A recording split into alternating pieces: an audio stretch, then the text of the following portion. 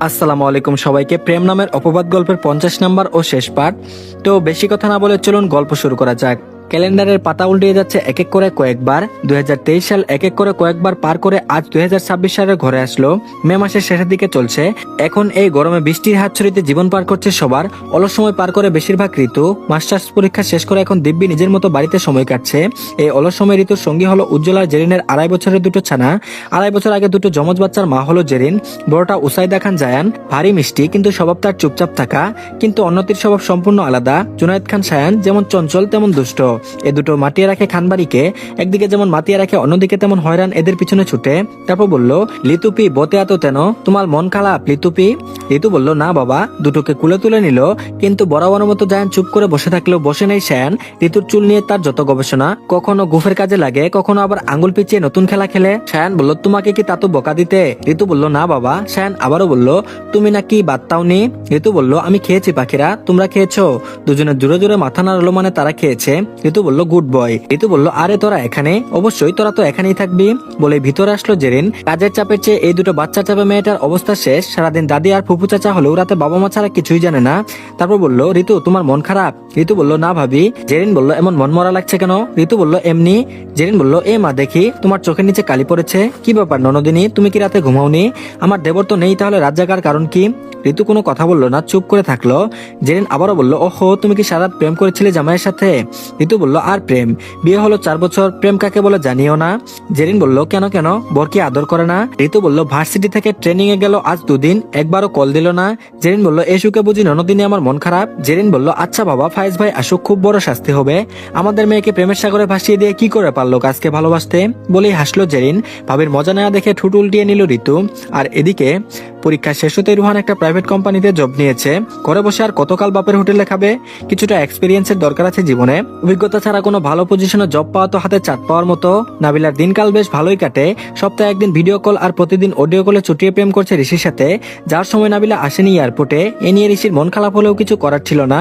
বাকিরা অনেকে বললেও নাবিলা যায়নি। তবে যাওয়ার আগের দিন দুজনে প্রাইভেট টাইম স্পেন্ড করেছে। মুহূর্তটা বেশ সুন্দর ছিল। তারপর বলল, তোকে একটা কথা বলতে চাই। নাবিলা বলল, হুম বল। ঋষি বলল, আসলে আমি। নাবিলা বলল, এত হেরিটেজ করছিস কেন বল? ঋষি বলল, ভালোবাসি তোকে। স্তব্ধ হয়ে গেছে নাবিলা। ঋষি যে ভালোবাসার কথা বলবে এটা ভাবতে পারিনি নাবিলা। ঋষি বলল, কখন কিভাবে কেন ভালোবাসি জানতে চাস না? তবে সত্যি আমি রিয়েলাইজ করেছি ভীষণ ভালোবাসি তোকে। এবারও নাবিলা চুপ রয়েছে। নিজের কানকে বিশ্বাস হচ্ছে না। ঋষি বলল, তুই আমায় ভালোবাসিস? আগ্রহ নিয়ে তাকিয়েছিল ঋষি। এবার অন্তত নাবিলার উত্তর দিবে, কিন্তু আশাহত হলো ঋষি। নাবিলা উত্তর দেয়নি।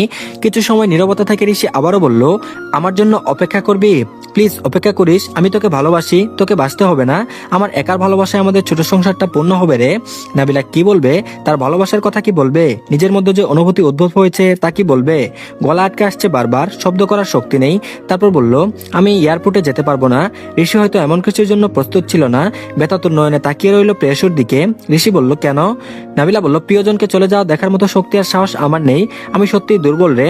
অথচ সবাই জানে তাদের মধ্যে আমি সাহসী। কিন্তু আজ বুঝলাম আমি কতটা দুর্বল আর অসহায়। ঋষি আগপিচার ভাবলো না, জড়িয়ে ধরলো নাবিলাকে। তার উত্তর যে সে পেয়েছে। নাবিলা তাকে ভীষণ ভালোবাসে। এতটা শক্ত করে জড়িয়ে ধরে আছে যে ঋষি যেন হারিয়ে যাবে। নাবিলাও ঋষিকে আঁকড়ে ধরে আছে। ঋষির শার্টে তরল পদার্থ ভিজে গেল যেন। ঋষি বাধা দেয়নি, নাবিলাকে কাঁদতে দিল। মেয়েটির ভরসার জায়গা তো এটা আবারও প্রমাণ হলো। নাবিলার কপালে ভালোবাসার পরশ এঁকে দিল ঋষি। ঋষির প্রথম ভালোবাসার ছোঁয়া কপাল স্পর্শ করতে নাবিলার সারা অঙ্গ কেঁপে উঠলো। তারপর বলল, কাল না আসলেও খারাপ লাগবে, তবে আমি চাই আমি যেদিন ব্যাক করবো বিড়িতে, সেদিন আমার দেওয়া শাড়ি যেন আপনার সারা অঙ্গে জড়িয়ে থাকে। পুরনো কথা। নাবিলা আনমনে হেসে দিল। চোখের কোণে তখন পানি ছিল, সুখের পানি হয়তো। হঠাৎ কল বেজে উঠলো। তারপর বলল, আসসালামু আলাইকুম। নাবিলা বলল, ওয়ালাইকুম আসসালাম। নাবিলা বলল, কোথায় যাচ্ছেন? ব্যাগ গুছাচ্ছেন কেন? ইদানিং নাবিলা ঋষিকে আপনি করে সম্বোধন করে। প্রথমে ঋষি এ নিয়ে খুব রাগ করেছে। 2 দিন কথা বলেনি। তবে নাবিলাও আপনি বলা ছাড়েনি। ঋতু ফায়েজকে আপনি করে বলে এটা নাকি দেখতে ভীষণ ভালো লাগে। প্রেয়সীর আপনি করে ডাকটা অবশেষে একসময় মধুর মনে হলো ঋষির কাছে। তাই আর কথা বাড়ালো না। ভালোবাসার সম্মানটা থাকা বেশি দরকার। তারপর বলল, যাচ্ছি সারপ্রাইজ দিতে ম্যাডামকে। নাবিলা বলল, বলে দিলে আর সারপ্রাইজ থাকে? ঋষি বলল, না বলে আসলে কি আমাকে রিসিভ করতে কেউ কি আসতে পারবে? নাবিলা বলল, ফ্লাইট কখন? ঋষি বলল, আগামীকাল সকাল। ফায়েজ এখন পুরোপুরি শিক্ষকতাকে পেশা আর নেশা হিসেবে নিয়েছে। অফিস ছেড়ে দিয়েছে কত আগে। অবশ্যই পুরোপুরি ভাবে কোনোদিনও অফিসে যাওয়া হয়নি। 1 বছরের মতো কাজ করেছে। এরপর আর তৌফিক খানও ডাকেনি। একদিন অবশ্যই নিজ থেকে বলেছে অফিস ছাড়তে পারো, ভার্সিটি যখন ছাড়বে না। তৌফিক খান আর তাইফ খান মাসে 1-2বার যায়। আজকাল আর তেমন যায় না। বাড়িতে 2 নাতি নিয়ে তাদের সময় কাটে। উজ্জ্বল আর তারিফ খান একাই খান কোম্পানি সামলিয়ে নিচ্ছে। বাপচাচার আদর্শ সব দিক দিয়ে সামলাচ্ছে উজ্জ্বল। জেরিনের জব ছাড়া হয়নি, দেরিতে গেলেও কেউ কিছু বলতে পারে না, তবে কাজে আর অবহেলা নেই বলতে গেলে। সপ্তাহে 2 দিন ছুটি দেয় তাকে। বাড়ির সকলের কাছে যখন থাকা হয়, বাচ্চা দুটো তখন ঠিক সে সময় অফিসে যেতে পারে। মুন্না রিক এখন অনার্সে ভর্তির জন্য প্রস্তুতি নিচ্ছে। 2 ভাই বোনের 2 রকম ইচ্ছে। রিক চাই আর্মি অফিসার হতে, মুন চাই শিক্ষক হতে। আর্যমান রয়েছে কোনো রকমে, ভীষণ অসুস্থ, শোয়া থেকে উঠে দাঁড়ানোর শক্তি আর নেই। সিমরান শাশুড়ির সেবা যত্নে ব্যস্ত থাকে আজকাল বেশি। রবি আর হাসনা রান্নাঘর সামলিয়ে নেই। রহিমা খালাকে নিয়ে মাঝে মধ্যে ঋতু আসে রান্নাঘরে, তবে হাসনা রাখান দেয় না কাজ করতে। বিকেলের নাস্তা অব্দি অনুমতি পেলেও বাকি কিছু করার অনুমতি পায়নি ঋতু। যেদিন রাতে আসে শাশুড়ির হাতে হাতে কাজ করতে, কিন্তু জায়ান সায়ান হওয়ার পর সেটাকে বাদ গিয়েছে। সব ব্যস্ততার মাঝেও নীল ভুলে যায়নি ফাহিয়ার কাছে গিয়ে কিছু সময় নিজের ভিতরে রাখা সবকিছু উতলিয়ে দিতে।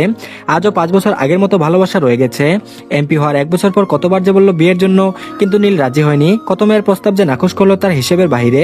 বছর 2 আগে যখন ছেলেকে রাজি করাতে ব্যর্থ, তখন রবি খান প্রচুর রাগ করে গায়ে হাত তুলে এবারও নীলের মাথা নিচু করে দাঁড়িয়েছিল। বাহিরে নীল যতই ডাপুদের সাথে সব সামলিয়ে সবার ভালো করুক না কেন, বাড়িতে ভেজা বেড়ালের মতো থাকে। হাসনা খান বলল, আহ রবি, কি শুরু করলি? এত বড় ছেলেকে কেউ মারে? আর তুই জানিস তো তোর ছেলের পজিশন কি এখন? কেউ জানলে কিরকম বাজে সিচুয়েশন হবে জানিস? রবি খান বলল, আপা কি করবো, এপোলা কি বিয়ে করবে না, দেবদাস হবে? রফিক খান বলল, নীল বলল, জি বড় আব্বু। তৌফিক খান বলল, তোমার কোনো সমস্যা থাকলে বলো, এটা এখন বড় প্রশ্ন। 2 বছর আমরা 15-16টা প্রস্তাব এনেছি, কিন্তু তুমি না করলে। ছেলেরা বড় হলে বাবার বন্ধু হয়, আমাকে না হয় তাইফ তারিফ কাউকে তো বলো। তাইফ খানের শান্ত প্রশ্ন, তবে ওজন অনেক বোধ হয়। তারপর বলল, তুমি কাউকে ভালোবাসো? নীল কিছু না বলে চুপ রইল। ফায়েজ তখন বাড়িতে ছিল না, বাহির থেকে সবেমাত্র বাসায় আসলো। নীলকে এভাবে সবাই চেপে ধরায় কিছুটা হলেও আন্দাজ করেছে ঘটনা কি। বসার ঘরে রুবি, হাসনা, সিমরান, তাইফ, তৌফিক, ঋতু, জেরিন ছাড়া আর কেউ নেই। ফায়েজ বলল, কি হয়েছে?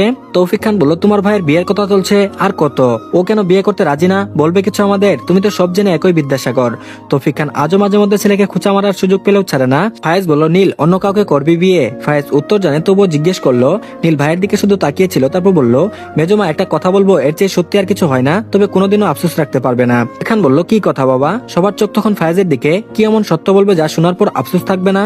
তারপর বলল, নীল কোনোদিনও বিয়ে করবে না। একরকম বজ্রপাত হলো খানবাড়ির ড্রয়িং রুমে। তারপর বলল, কেন বাবা, ওর কি কোনো সমস্যা আছে? ফায়েজ বলল, না মেজমা, কোনো সমস্যা নাই, আজ তোমাদের একটা সত্যি কথা বলবো। নীল একজনকে ভীষণ ভালোবাসে। তারপর বলল, সে কে? নাম বলো, যে পরিবারের হোক, আমার ছেলের খুশির জন্য আমি ঘরে তুলে আনবো। নীল, বল বাবা, কাকে ভালোবাসিস? ফায়েজ বলল, মেজমা পুরোটা শোনো আমার কথা। নীল যাকে ভালোবাসে তার সাথে বিয়ে সম্ভব না। তৌফিক খান বলল, কেন? ফায়েজ বলল, কারণ মেয়েটা এই পৃথিবীতে আর বেঁচে নেই। আরেকবার কেঁপে উঠলো পুরো খানবাড়ি। তারপর বলল, ঋতুর বান্ধবী ফারিহাকে ভালোবাসে নীল, এমন ভালোবাসা পাওয়া ভাগ্যের ব্যাপার। তোমাদের কাছে আমার অনুরোধ, নীলকে জোর করিও না। এই যে নীল রাজনীতি নিয়ে এতটা আগ্রহী, সবকিছু ফারিহাকে হারানোর পর ওই জানোয়ারদের শাস্তি দিতে। তারপর বলল, তায়েফ খান বলল, ভালোবাসে ভালো কথা, বেঁচে থাকলে বিয়ে হতো, আমরাও রাজি হতাম। মেয়েটাকে ছোট থেকে চিনি আমরা, কিন্তু তাই বলে যে নেই তার জন্য সংসার ধর্ম ত্যাগ করবে, এ কেমন কথা? ফায়েজ বলল, তোমরা কেউ আমার কথা বুঝছো না। মেয়েটা সেদিন না মরলে তোমাদের আদরে মেয়ে ঋতু আজ পৃথিবীতে থাকতো না। শরীরের অঙ্গগুলো জমে গেল, সবাই অবিশ্বাস নজরে তাকিয়ে রইল। তারপর বলল, কি? ফায়েজ বলল, এটাই সত্যি। ঋতুকে বিরক্ত করার অপরাধে আমার আর নীলের হাতে শুভ মায়ের খায়, সেজন্য ওরা ফারিয়াকে শেষ করে দেয়। একটা ফুটফুটে পান শেষ হয়ে যায়। নীলকে নীলের মতো থাকতে দাও, এমন যন্ত্রণা দিও না তোমরা ওকে। একদিনও বাদ যায়নি নীল ফারিহার কবরে বসে বসে সময় কাটিয়ে আসেনি। কেন তোমরা জোর করে বিয়ে দিয়ে আরেকটা জীবনকে বিষাক্ত করছো? নীল অবাক হলো, সে যে ফারিহার কাছে যায় এটা এতদিন তিশা দেখলেও কাউকে বলেনি। তবে কি করে ফায়েজ ভাই জানলো? সেদিনের পর থেকে আর কেউ জোর করেনি নীলকে। এভাবেই চলছে জীবন, রাজনীতি নিয়ে ব্যস্ততা আর ফারিহার সাথে সময় কাটানো এখন তার একমাত্র রুটিন। আর এদিকে 4 দিনের ট্রেনিং শেষ করে অবশেষে ফায়েজ খান বাড়িতে ফিরল। তবে ঋতুর মুখ ফুলিয়ে একাকার। তারপর বলল, মন খারাপ? ঋতু কোনো কথা বললো না। ফায়েজ আবারও বলল, রাগ করেছো? ঋতুর কোনো জবাব নেই। তারপর আবারও বলল, আচ্ছা সরি বাবা, খুব ব্যস্ত ছিলাম তাই কল দিতে পারিনি। আর হবে না, এখন একটু হাসো, দেখো বুকটা কেমন খা খা হয়ে আছে, যেন গ্রীষ্মের কাঠপুরা দুপুর। ঋতুর কোনো জবাব নেই। তারপর বলল, চকলেট খাবা? ঋতু বলল, না। ফায়েজ বলল, অবশ্যই, তুমি এখন বড় হয়ে গেছো, চকলেট খাওয়ার শোভা পায় না। আর এদিকে আজ ঋষি আসবে বলে সেদিন ঋতুর বিয়েতে দেওয়া শাড়িটা যত্ন করে রেখে দিয়েছে, মনের মতো সেজেছে। কয়েকবার আয়নায় নিজের প্রতিবিম্ব দেখে লজ্জায় নাল নীল হয়ে যাচ্ছে। অতঃপর অনেকদিন পর খানবাড়ির 6 রত্ন একসাথে ঘুরতে বের হয়েছে।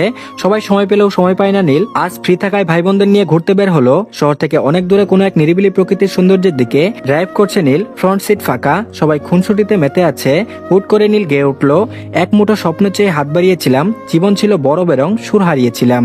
আর এরই মাঝে গল্পটি শেষ হয়ে গেল। তো সবার কাছে গল্পটি কেমন লাগলো জানাবেন। আর নতুন গল্প আসবে ইনশাল্লাহ কালকেই, তো আপনারা নতুন গল্পটি অবশ্যই দেখবেন। আর এই গল্পটি কেমন লেগেছে আপনারা সবাই কমেন্টের মাধ্যমে জানাবেন। তো ধন্যবাদ সবাইকে, সবাই চ্যানেলটিকে সাবস্ক্রাইব করে দিন। আল্লাহ হাফেজ।